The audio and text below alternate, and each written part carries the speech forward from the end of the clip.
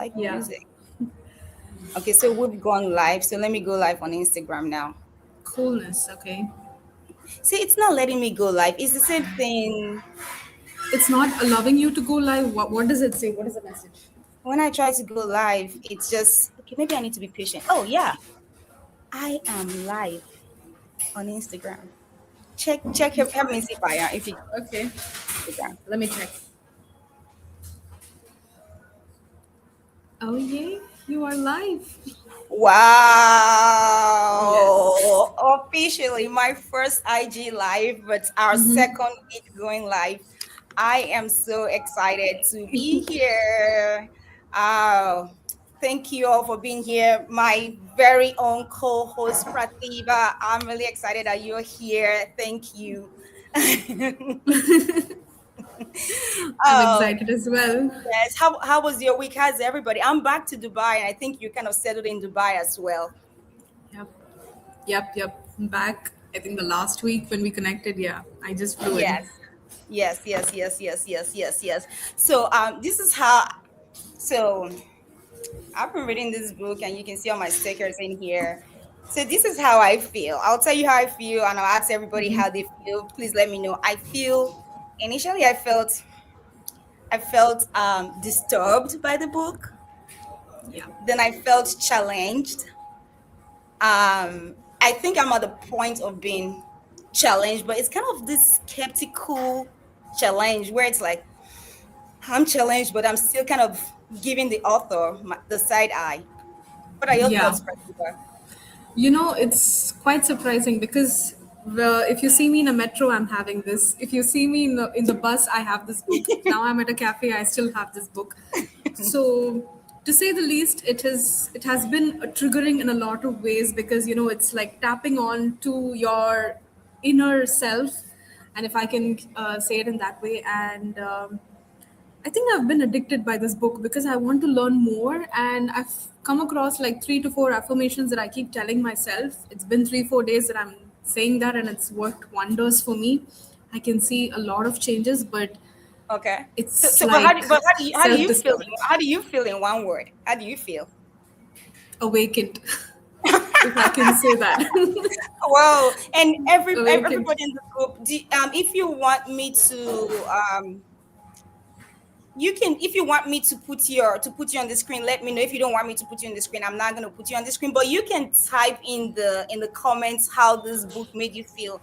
And if you haven't read this book, I'll go over like a brief synopsis because I understand everyone's busy, and I'll go over a brief synopsis of the book, and then we can now dive in a little bit more. That Okay. works. Alrighty, so let me start with the introduction. And I think I got triggered by the introduction.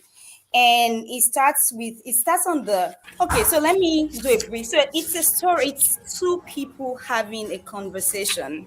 One of them is they call him the youth, that's a younger person, and then the other person is the philosopher. I my thought my thoughts kind of my lens kind of shifts between the youth and the philosopher. I'm not extremely on the side of the youth, and neither am I extremely on the side of the philosopher. So it starts with this young guy, this youth. He went all the way to go look for this philosopher, just trying to dig deep into this philosopher's mindset to find out why he has the views that he has. And this philosopher has the view that everyone can be happy and that everyone can change, and that traumas we that our past traumas should not determine our future. And then that's how it started in that setting, and then I'll just go over some excerpts, so even if you haven't read it, you can catch up with the book. So the youth said, um, the the word is the word is that there is an eccentric philosopher living here whose teachings and arguments are hard to ignore, namely that people can change, that the world is simple and everyone can be happy. See, I read that and I'm like, yeah, that's just ridiculous. That's not possible. How can everyone be happy? Because it's something I see all the time. I say people do not change.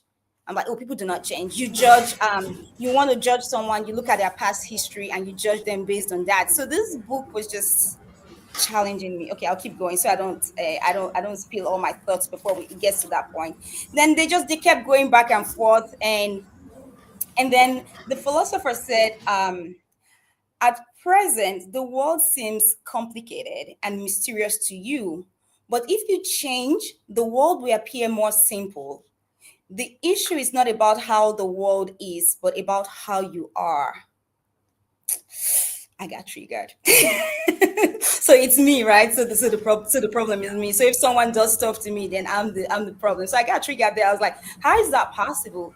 And then the philosopher went on to say, then the youth was like, how I am, and I was like, yeah, I'm with him. So is it about me? And then the philosopher went on to say, it's as if you are the world through it's as if you see the world through dark glasses, so naturally everything seems dark. And then he went on to talk about courage, that it takes courage to change. And he said, of course, the philosopher said again, of course, people can change. And the youth was like, everyone without exception. And the philosopher said, no exceptions whatsoever. So if the philosopher was here looking at us, he would say, everybody in this book club who's trying to change any part of their life has that ability, but we'll see. And they went on, that was the introduction. And it went on to the first night where he denied trauma. And so before then, they talked about different philosophers who have different views. They talked about Aristotle, Plato, Socrates, and Adler. So this philosopher, his theories, if you're into philosophy and psychology, you can go read those a little bit more. If you're not, you could read them a little bit more so you get more, you understand what they were talking about.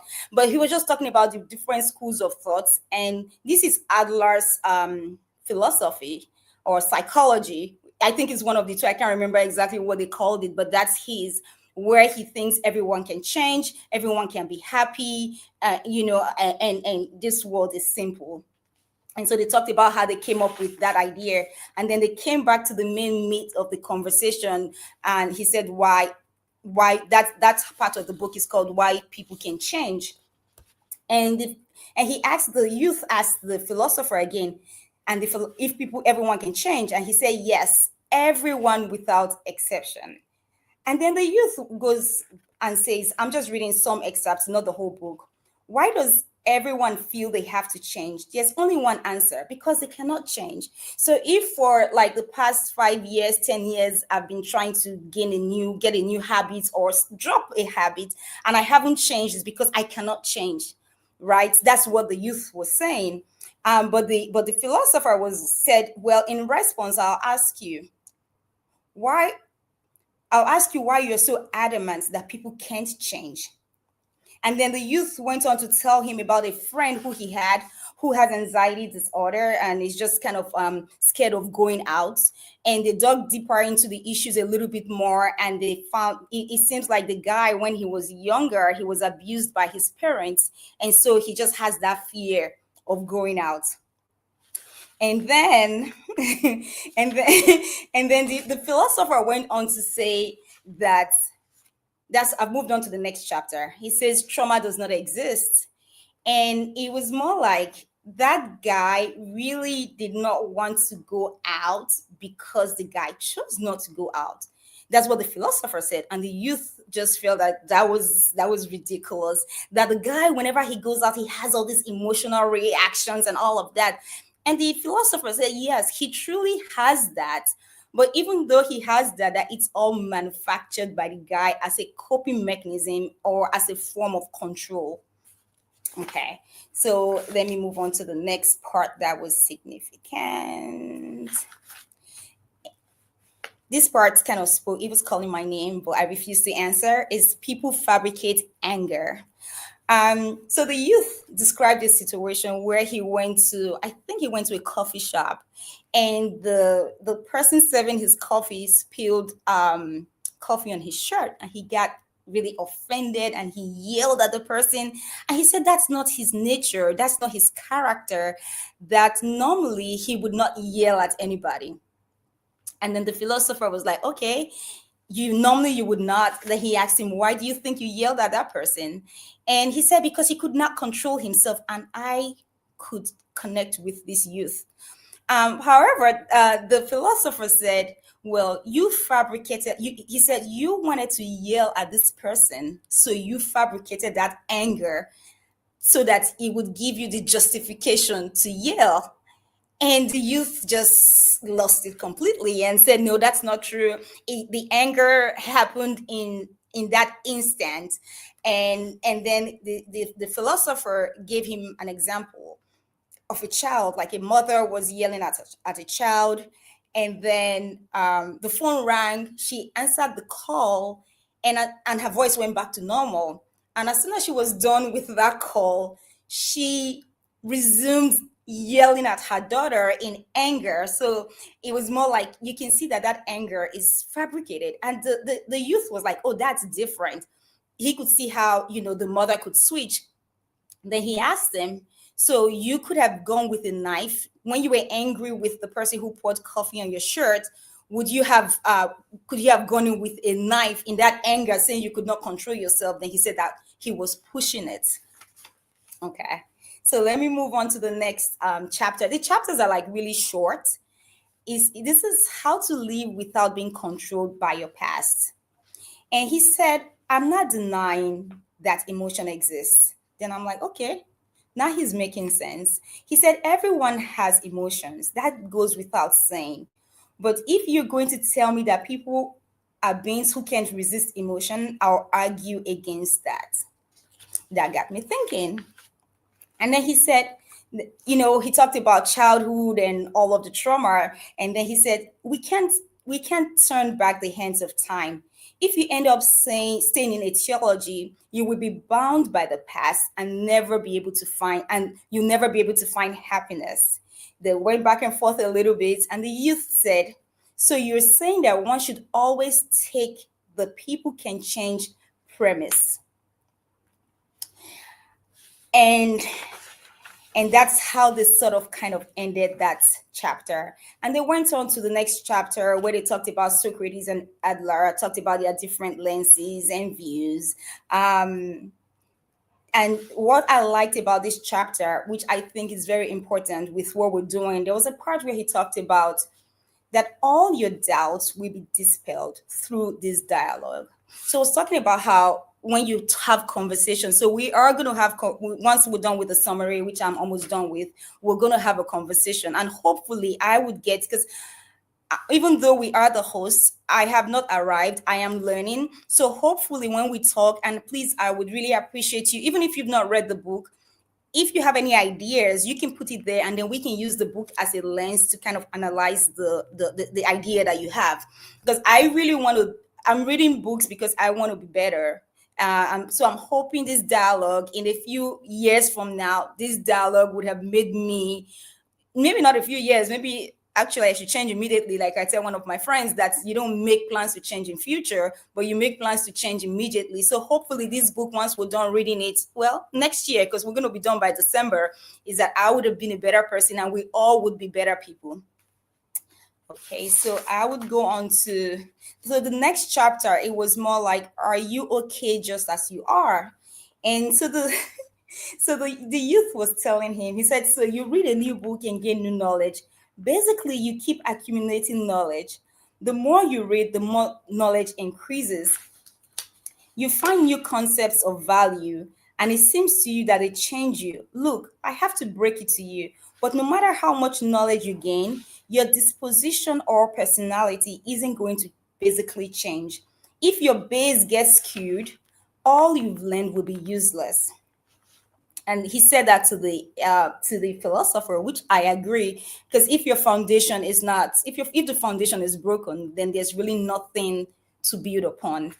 But then the philosopher went on to tell him that the important thing is not what one is born with, but what use one makes of that equipment.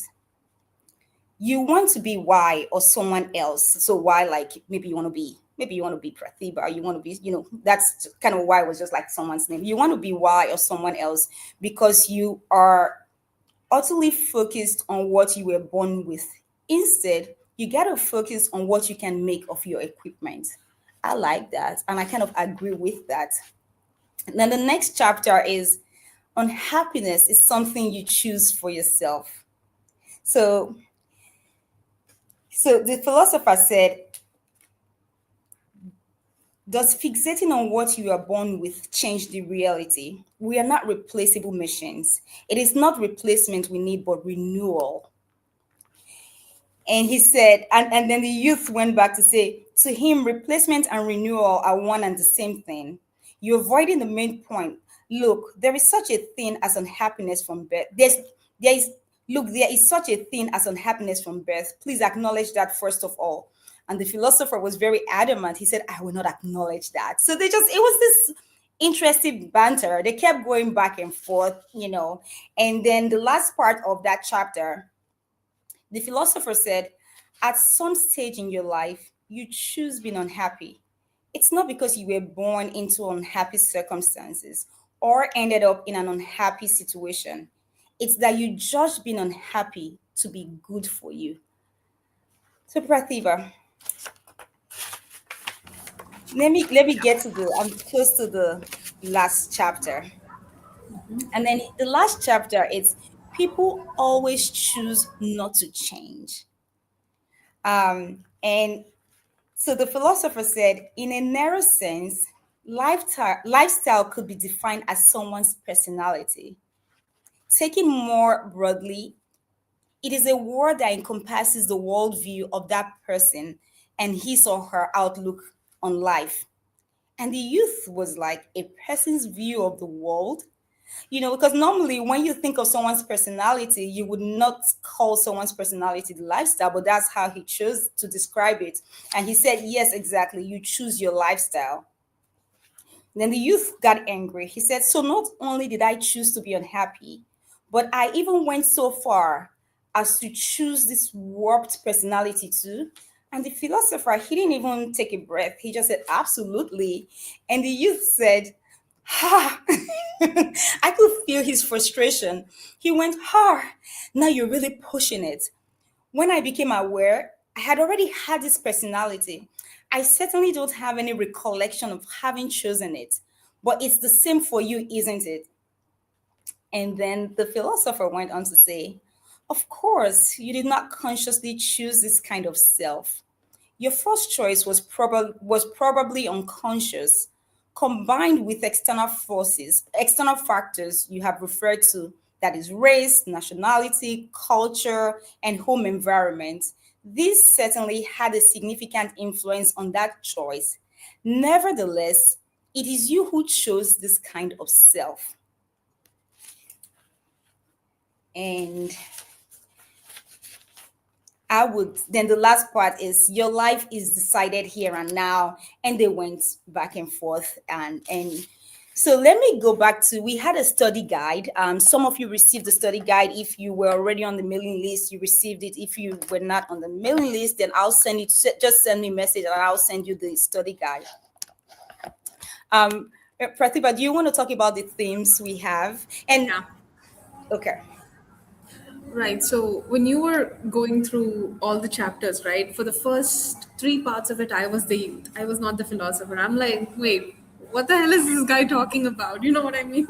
I was just disagreeing with every single thing that he said, especially, about introducing the Adlerian psychology and how a person has anxiety to even go out. You know what I mean? I'm like, wait, what does that have to do with anxiety? If I'm not in the mood to go out, I won't go out. And I agree with the philosopher only when I come to the part where he says you have to be choosy when it comes to being disliked, and you need to have the courage first of all to be disliked. And Yes. that was like a blow on the face, you know what I mean? So it was like boom, that's exactly what we wanted to hear. And it brings me to an analogy. You know what, there is a number six, right? So when I come to this side, I see the number six, and when I go that side, I see the number nine. So the person Yeah. who's the word six, the number six and nine are both correct because we are seeing it in our perspective. And I Correct. kind of relate that with the philosopher and the youth, because the youth in his mindset he's correct, but the philosopher he has years of experience and he's speaking as part of studying psychology for so long and talking about courage and then implementing it.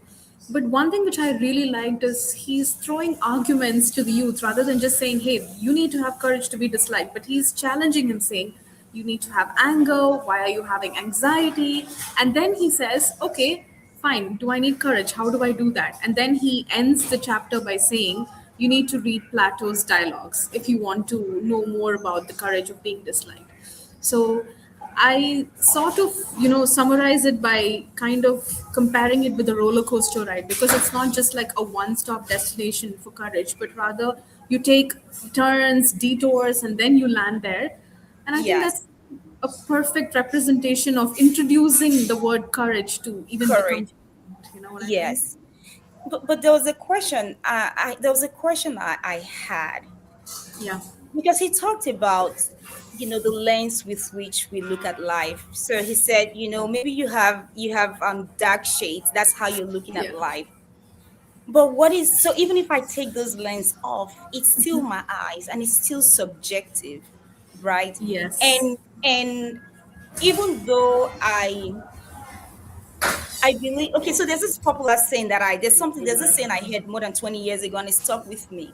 It says one ship sails east, another ship sails west. It's still the same ocean, right? But Yeah. why does one ship go one direction and the other ship goes another direction? It's the set of the sail. And it says the set of the sail is like the set of our hearts. It's the set of our hearts that determine where we go. So I've known that, and it's a principle I've lived my life by. I'm like, okay, wherever I set the direction I set my heart to, that's where I'm gonna go. But does that mean that my trauma or whatever I've gone through has no, well, maybe now that I'm talking about it, now I'm beginning to agree with the philosopher, because I was gonna say, so I was gonna say whatever I've gone through, it means that just should let it go and drop whatever pain, whatever disappointment I've had, or whatever setbacks that I feel life dealt me. Should I just drop it and just move like it never happened? I don't No, know if no, it's no. that simple. Yeah. And I think this is where we need to read between the lines, because the Yeah. philosopher is not giving us a step by step hack. Because, see, if I read between the lines, what I'm able to understand is I need to go for therapy. I need to sit and talk to my trauma, literally like one on one, asking, why did this happen to me? And that's where the sense of acceptance comes into place. Because if the philosopher, if he introduces that as well, then we'll be like, what are we supposed to do? The philosopher is very smart because he's not giving on the point advice, but he's giving hints. And what you said is correct. You cannot just turn back on your trauma one day and then be like, hey, I'm this new person, because that's like silly. It's Yeah. like it never happened to you. But Yeah. you know, the trauma is the reason why you're here today. That's the reason why you've changed. And rather than just avoiding it, face it once and for all, and then you come out of it. That's where the philosopher continues. I think he could have just put a line saying introspect or look into it or reflect. Maybe that would have brought more clarity to the readers. What do you think? Maybe that would have, but sometimes we kind of enjoy, this is me and this is me, whatever I think, it's not the rule, it's just my idea, it's Yeah. just my own thoughts. But maybe some part of us feels justified. It's kind of like, so this happened to me, and because this happened to me, that's the ones that we can actually, because some things happen to us that we don't recall, but those that we can recall, you can say this happened to me, so I have a right to this feeling. I have a right, someone spoke to me rudely, so I have a right to be angry. And if I'm angry, then I have a right to yell back at that person, right? So it's, so he's, see, I'm struggling to say he's right, but I think he's right, because Yeah. we choose the stand. I'll tell you a Yeah. story. And this is, so I have a podcast that just released today, and it's about, and it's just apt that we're talking about this at this time that the podcast got released. So it's about a guy who he was riding his bike, and someone was just mean to him, and he's relatively young. So rather than responding in anger, he responded in the kindest way possible, that the person who was mean to him ended up being friendly. So he diffused the whole thing. And when I asked him, I said, how did you come up with this idea? How were you able to handle that? He said, you know what, I did not think of where I was at that point. He said he's a triathlete. So he was riding for like 10, 12 hours. He said he just started. And he said, I still have 10 hours to go. So I'd rather diffuse that because of where I'm going to, rather than fight at that point in time and then just continue to be upset for the rest of the day. So I think I agree. I agree, but maybe a part of me is just being petty, where I want to hold on to whatever emotions that I have that justifies whatever behaviors or lenses that I see life through. So that's one. But being more, like you said, being more introspective, that's the only way we can truly grow and not take on the position of victims. So back to the guy, the friend who was anxious and couldn't leave the place. When when we looked at the story a little bit more critically, it seemed that the friend was in that position just so to control the parents. So the parents realized that, oh, what he went through was severe. So now I can't come out anymore. And he doesn't want to be ordinary like every other person who's on the streets who is faceless. He's this person with this big problem. Yeah, I mean, uh, what you said, that in that point, I was just stuck with what you said. You said something like, I need some time to process my emotions. I mean, that's human at the end of the day, Gloria. If you ask Yeah. me, also as a personal opinion, I don't want to be judgmental, but I really admire people who just snap out of a situation and they just move on. But there has been, the past week has been really rough for me. And sometimes I have this habit of ruminating on why did this happen, why is it happening to me. But it took me, say, let's say, a good 2 to 3 days to completely snap out of it, because somewhere in my subconscious mind I chose not to divert my mind. I chose to keep on just plucking the wound, saying this person was rude to me, I need to show them who I am. But then, after being in silence for a couple of days, like just the past 2 days, I understood that that's their perspective. It's okay. Let them think Let whatever they them. want. And I think this comes only after you've witnessed pain over a long period of time, because it doesn't happen overnight. It takes a lot of practice, a lot of self awareness to come to this point. And I thank you for highlighting that, because I think everybody who's watching this live need to understand that it's human to feel stuck in a situation, but you need to know when to snap out of it. You can't just keep on thinking about why did this happen to me, but just Yes. let's have the courage to move on from that situation and make peace with it, because it's not you. Just that's a reminder. That's so true. And Yeah. for those people who are in the audience, I would really appreciate you putting in, posting a comment so I know what your thoughts are. Even if you haven't read the book, and from what Pratibha and I have said, you have any thoughts, put it there. Then we can talk about it a little bit more. So we'll go on to the second question, which is also in the study guide. It says, do you believe you can truly change your life, irrespective of history? Why, or regardless of history, why or why not? I think you can if you want to. I think you can if you want to, and you're willing to do the work. So it takes the willingness and then also you wanting to do the work. Then I where I have gotten it wrong before was more like, um people cannot change, right? People cannot change. I know I can change. That I've always known that I could change. I could be better. I've always known that. But I have that mindset. So now my focus, what this book has helped me is helping me do it, not completely, it's helping me do is I'm taking my focus off people changing or not changing. If people change, if the next person changes, that's great. If the next person doesn't change, that's still up to them. But I can choose the growth mindset and say, you know what, I can change, and I would focus on how I can be. I can be better, or how I would not let whatever trauma, since the philosopher said traumas do not exist, whatever whatever traumas have happened to me, how they would not define my personality or my worldview, as he called it. What are your thoughts? It comes to me asking this question. I mean, when do we genuinely move on from those pain? When? Because there's no fixed timeline. You might move on within a month. I might move on maybe, let's say, a week or a year, or it can even take a couple of years. But the question is actually when. And I think that's something which even I want the listeners to answer. When do you genuinely change, and when do you get the courage?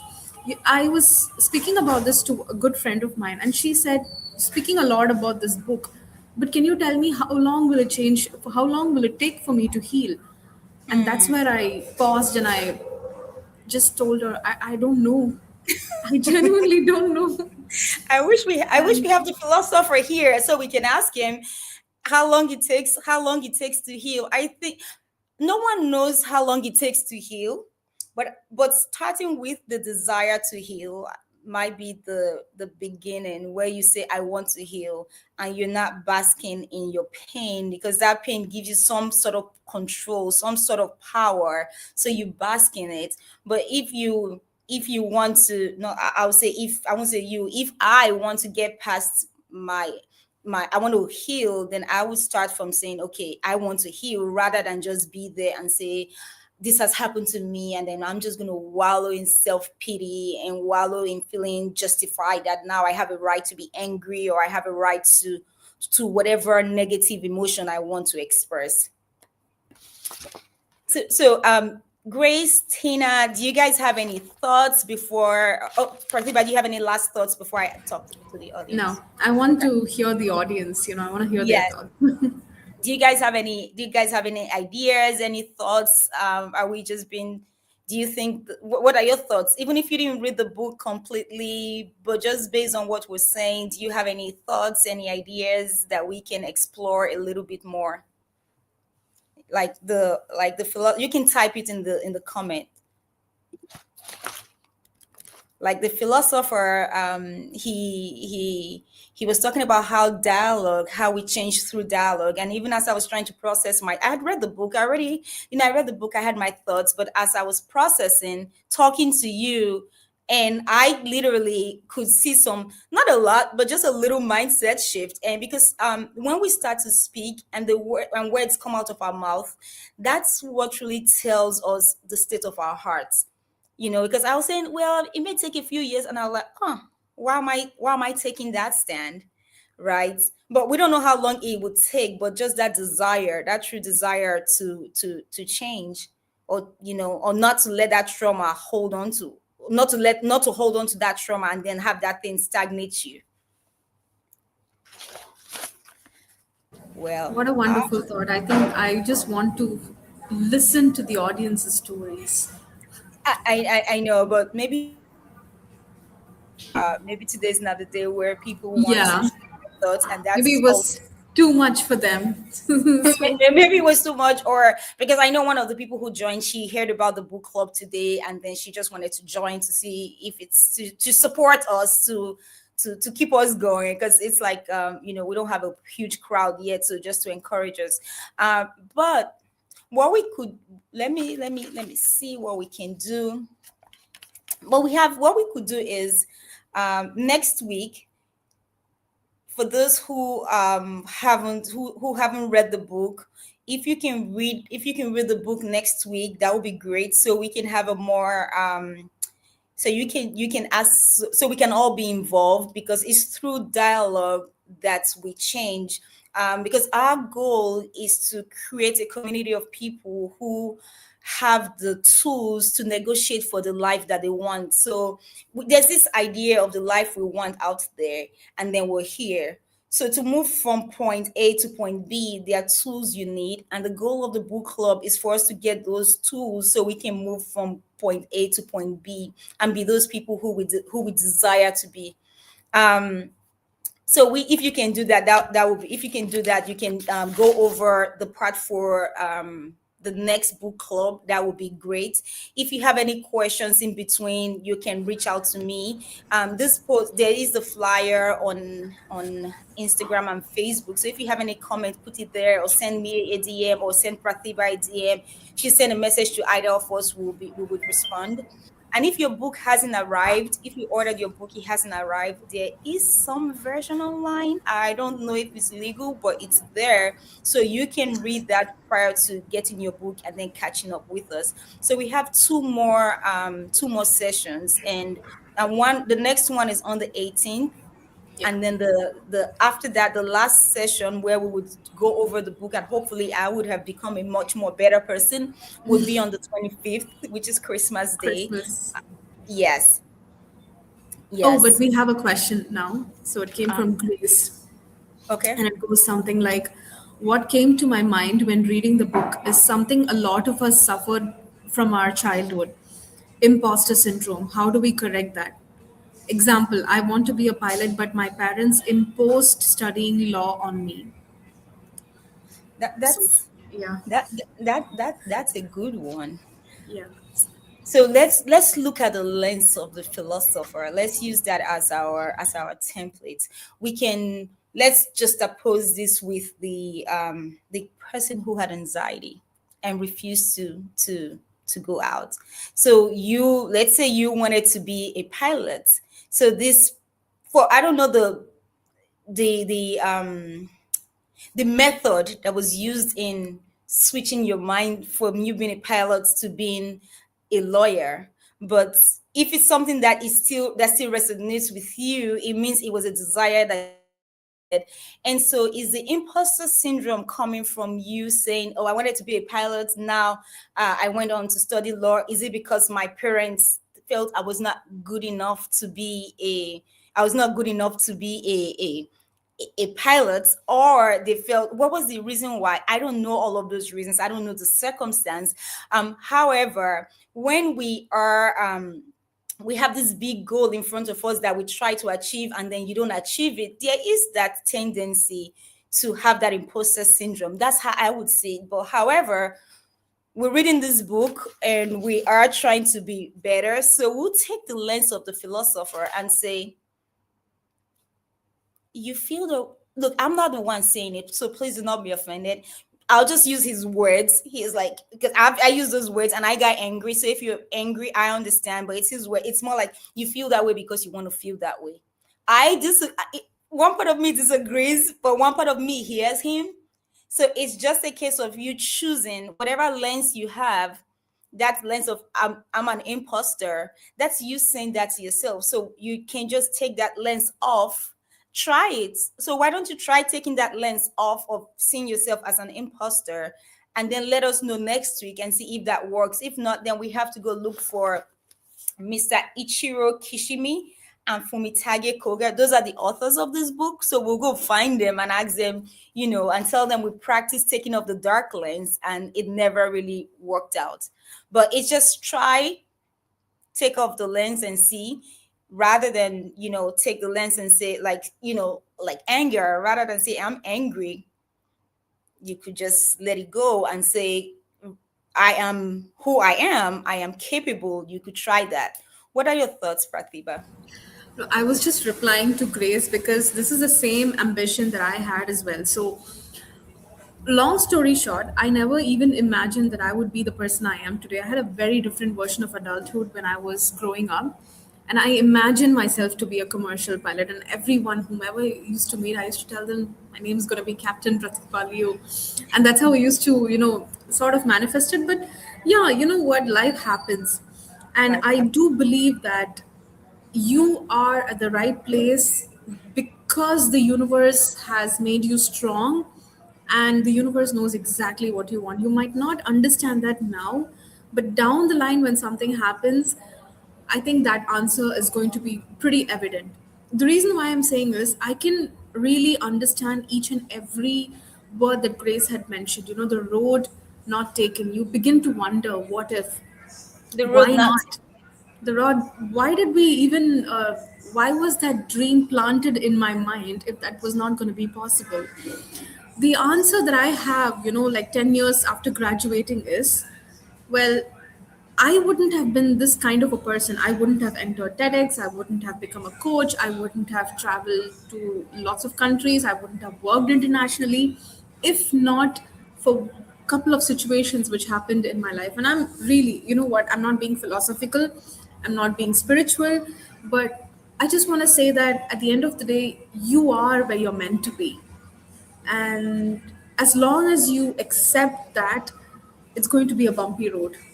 It's really going to be. Hmm. Yes, there are days where I regret. Yes, there are days where I cry. I'll just look at these pilots and I'm like, why can't it be me? But I'm pretty sure that I'm right exactly at the place where I'm meant to be. And that's something which I want to tell you as well, Grace. I understand that situations happen. People, especially our parents, they impose us on certain careers because they want to look good in front of the society. But I think what you can do is just accept that whatever has happened. You cannot change or you cannot turn back the clock, but just make peace with it. It's okay. You're not the only one. You're not the only one in the world. Everybody has gone through this, including me. So if You're not today, right. you will definitely understand that later. You're right. I wanted to be a lawyer, but here I am, a doctor. I You would think have it's. been a good lawyer as well. So Thank you. You see, PS. see. Yeah. So it's just accepting. I like how I like how you said it. Sometimes you just have to make peace and just accept it that I wanted to be this, but this is who I am today. I cannot go back and change the past. This is me, and just accept it. I really like that. I really like that. Oh, Pratibha, any Thank you, Grace. Thank you, yes, thank Gloria. you for being vulnerable and sharing that with us. Yeah. Any other questions, any other comments that we can look at before we wrap it and get ready for next week? Was I think did you that's the find, only comment. yeah, I have a question for you though. Me? Initially Okay. Yeah. when I reviewed the book, when I just got the book, I thought it was a hard read. But when I actually started reading the book, it Yeah. didn't feel it was a lot easier than I thought it would be. It's flowy, right? Because Yes. it's a conversation between two people. And, they say don't judge a book by its cover, but guilty as told, I did judge this book by its cover. Cover. And then I had to buy it. And then I was like, wow, I was able to actually finish a lot of pages more than, what we had prescribed because it just kept Yes. on going. It's Going. not Yes. like I didn't set a goal saying that, okay, this is how much I'm going to work. But I just kept reading, and then within a flash, I was able to finish 20 to 25 pages, and every single thing was just going on to my mind. So Yes. it's a very easy book to read, guys. It's not a It is. complicated book at all. It's not as because I thought it was going to have a lot of theories. I thought I would start seeing Yeah, theories from Plato, Aristotle, but I didn't see so many theories. It was just things that we yeah, can apply in our lives. Well, do you have yeah, any last words before we call it a night? yeah. I'm practicing this affirmation, and I just want to part with saying this affirmation. Hmm. It is, if not this, something better is on its way. Oh, I And love that. I'm keeping on telling myself that, and trust me, it has made me a lot calmer. I'm not even practicing yoga now, but it's bringing a sense of zen and clarity. And I got this by reading actually one of the two pages, I think the fifth page or the 10th page, and I just kept writing it down in my to-do list, in my journal. If not today, it's going to be better tomorrow. So I love that. I love hope. I love hope yeah. that it's yes, it's gonna get better. It's definitely, and we say something in French like this, okay? So it's actually the translation of a French saying. It goes something like "tout ira bien," which means everything will be all right. Yes, And I trust me, love it is. Yeah, I, I love that. Thank you so much So for sharing that thank you, and giving Gloria. us Thank you. that line of hope. Yeah. Um, so hopefully next week will be better. But Yeah. I'm enjoying today because I don't want to Me just live too. for the future. I'm enjoying Yeah. today as much as I can while I'm hoping that tomorrow gets better. Yeah. And I would leave you guys like I always do, and I also leave myself with that. I strongly believe that I also believe that you have the potential to be great. Greatness is very different for everybody. Greatness for you is not greatness for me. Greatness for me is not greatness for you. But greatness is us living to the full potential for which God made us. So I want you to go be great and just enjoy God's love. Thank you so much, everyone, for joining us. Thank you, That's Pratibha. Thank you. amazing. Thank you. Thank you. Excited for the next week. Yes. All right. Thank you, everyone. Bye bye.